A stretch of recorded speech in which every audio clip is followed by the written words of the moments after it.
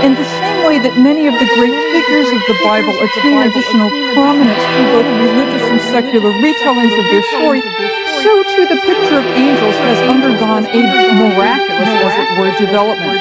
They begin as nameless messengers of God, and gradually through the post-exilic period into the Hellenistic period and through into our own time, they gain distinct job descriptions, names, and personalities. We've already seen some of their activities, for example, rescuing Daniel or predicting births. On a similar trajectory to angels, we also have the Satan, whom we met when we talked about Job. He first appears as a heavenly functionary. He's the court prosecuting attorney in the big court, right? But then he devolves into a fallen angel and an opponent of God.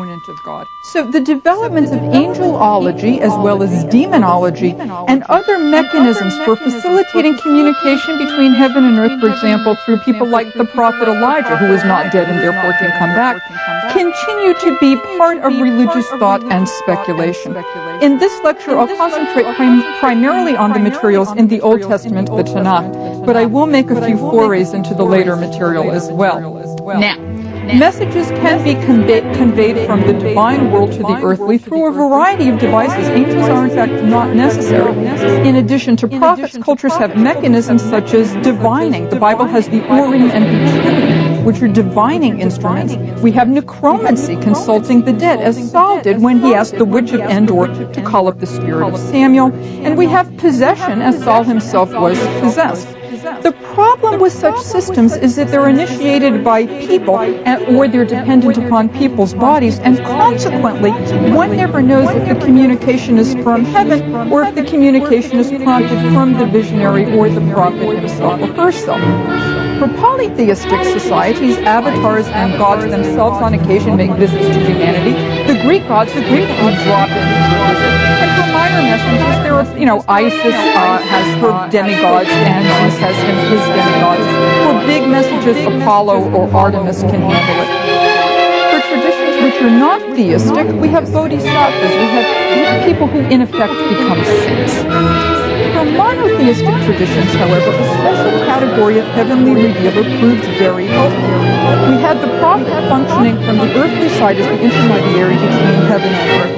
The angel has the same job, but instead of beginning on the earthly side, the angel begins on the heavenly side. Now, of course, God can always speak directly, and every once in a while we do have the voice from heaven. For example, at Jesus' baptism, and this occurs also several times in rabbinic sources, but they're actually quite rare. And whereas regarding the prophets are not often heeded, as we've seen, Jonah was really the only successful member of the classical prophetic corpus.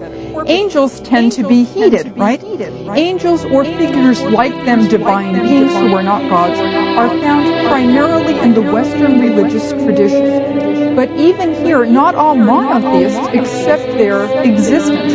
According to the book of Acts in the New Testament, the Sadducees, who are a Jewish party usually associated with the upper class and the priesthood, say, quote, there is no resurrection or angel or spirit, but the Pharisees, another Jewish party, acknowledge all three.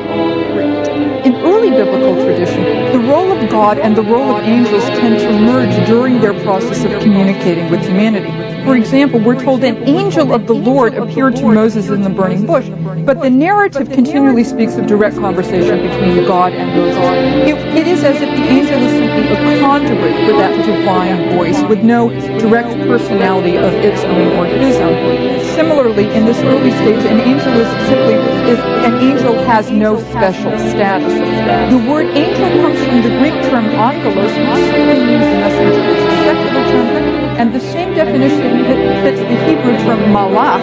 It's just a messenger. Consequently, in the earlier biblical material, angels who are angels of the Lord have to be identified as an angel of the Lord or an angel of God. We've seen that repetition in Samson's birth story, where over and over again Manoah is called an angel of the Lord's witness or an angel of the Lord's witness, and it's only when the angel ascends into heaven in the sacrificial offering that Manoah actually realizes it's not just your average angel, but an angel of the Lord. And this is Noah speaking of this angel, describes her encounter with him as she met a man of God, and his appearance was like that of an angel. Unfortunately, she doesn't tell us what the angel looked like. If we can gather anything from Manoah, angels simply look like incredibly handsome men, but they look like human beings. By the period of the Judges, the only other thing we know about them is apparently they don't eat. The relationship between angel and angel of the Lord can also be exploited for literary irony, and occasionally it was. The best example of this connection is in Genesis chapter 32. In the first couple of verses, we're told that angels of God, Malachei Elohim, meet Jacob. And then in the next verse, Jacob sends messengers, Malachim, before him to Esau. And it sounds almost as if Jacob has those divine messengers doing his bidding for him. He doesn't, but the text allows that little hint. One of the earliest conceptions of angels as something other than human-like are the attendants of the divine. The Bible considers God a king. In the refrain that we see, for example, from the prophet, people suggest that God is a king and not a king. Or you talk about how God is a king. It's therefore appropriate that God is king, that God is having a court with attendants or people fulfilling roles as courtiers, military personnel, or even punishment entries. The court may already be presupposed back in Genesis chapter 1, where God says, "Let us make humankind as if the king is speaking to all people." And other heavenly court scenes identify divine entities. They're often not called angels, malachim, or angelim, but they're usually identified as sons of God or spirits or holy ones, and they remain anonymous up until the Second Temple period. For example, in Job, one day the sons of God came to present themselves before the Lord, and the Satan also came among them. There's a prophet named Micaiah ben Imlah, who also worked for the king Ahab. Ahab didn't have enough trouble with Elijah. He's got Micaiah ben Imlah. And one thing Ahab says about Micaiah, I hate him, for he never prophesied anything good about him. Micaiah has an image, and he describes the Lord sitting on his throne with all the host of heaven standing beside him to the right and to the left of him. So basically what Micaiah is saying is, Ahab, you may have your court, but there's a better court up there, and that court will judge you.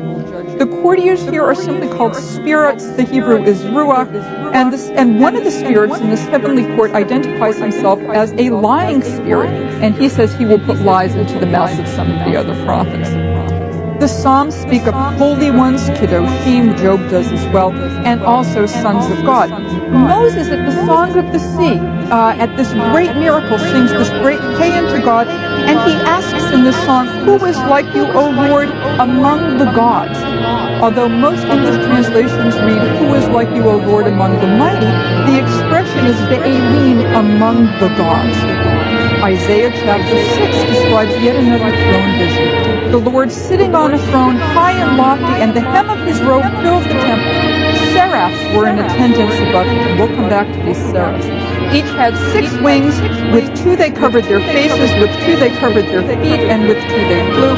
And one called to another and said, "Holy, holy, holy is the Lord of hosts. The whole earth is filled with his glory." And all traditions have picked up this particular statement, particularly in Judaism and Christianity. It's known in Judaism, holy, holy, holy is a prayer called the Kedusha.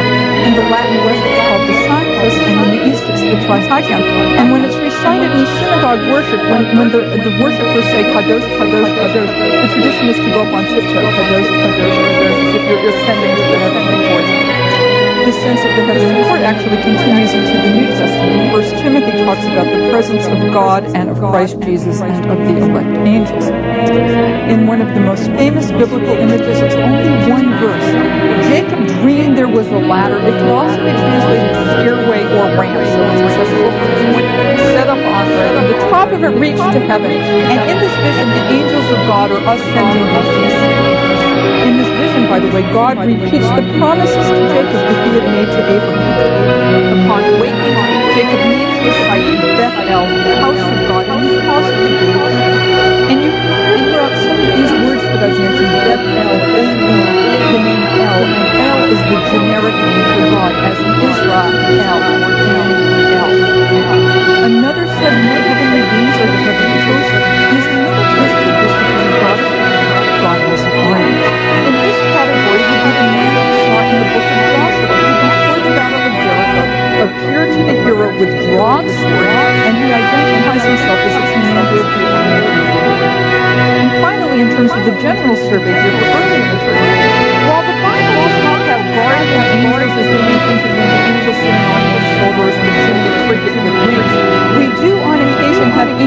provide a guardian role for certain people, for example.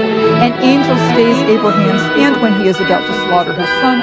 God sends an angel to protect the Israelites in the wilderness, as the text says in Exodus 23, to guard you on the way and to bring you to the place that I have prepared.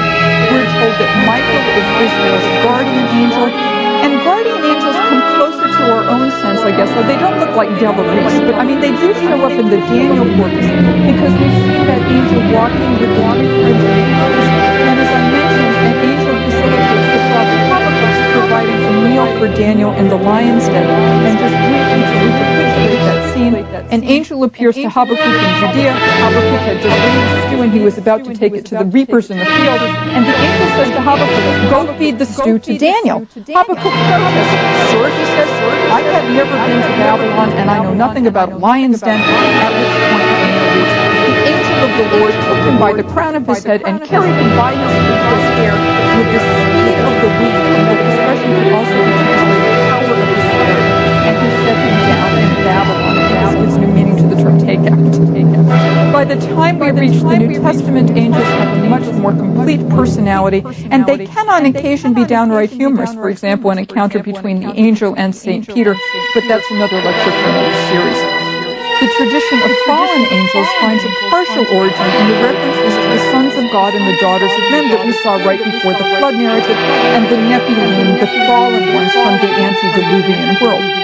According to a non-canonical text, a pseudepigraphon called First Enoch, written by Jews sometime after the time probably of Alexander the Great, but before the birth of Jesus. Enoch, as you recall, is that hero 7 generations after Adam who was not because he walked with God. Enoch describes these angels or these heavenly beings who saw the daughters of men as watchers, and he said they had been commissioned to watch over and so protect humanity. But attracted to human women, they failed to fulfill their mission. In 1 Enoch chapter 6, which records the fall of these watchers, Enoch tells us that the watchers actually began to teach humanity things like armaments and cosmetics, and also the art of writing, interestingly enough.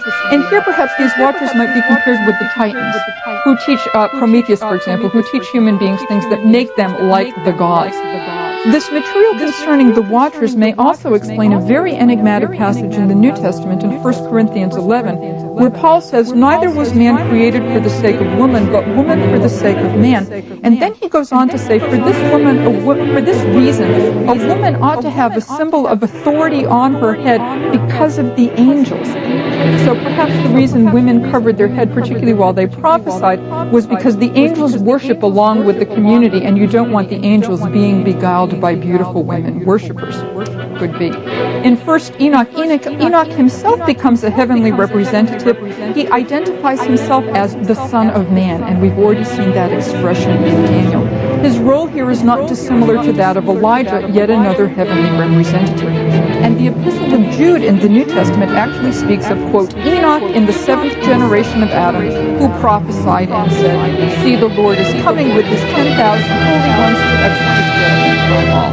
This tells us that by the 1st century, 1 Enoch was such a popular text that both Jews and Christians are reading it. As demonology develops, one of those watchers or fallen angels becomes identified with Satan. We saw in our lecture on Job that the Satan starts out as the Satan, the accuser, the adversary. He's simply a prosecuting attorney. In the book of Zechariah, an early post-exilic text, the Satan, still with that article, is a member of the heavenly court, but here, as the Satan is preparing to make an accusation against Joshua the high priest, God this time stops him. The text says, "The Lord rebuke you, O Satan." Is this man, Joshua the priest, not a brand plucked from the fire? And at this point we're told an angel of the Lord helps Joshua out of his filthy clothes and into new ones, and then instructs him in his duties. So here now God is stopping the Satan from doing the Satan's own job. Eventually the in the Satan drops. We simply have Satan. We find the Satan becoming Satan in 1 Chronicles, which describes how Satan prompted the census that King David took. And if you rewind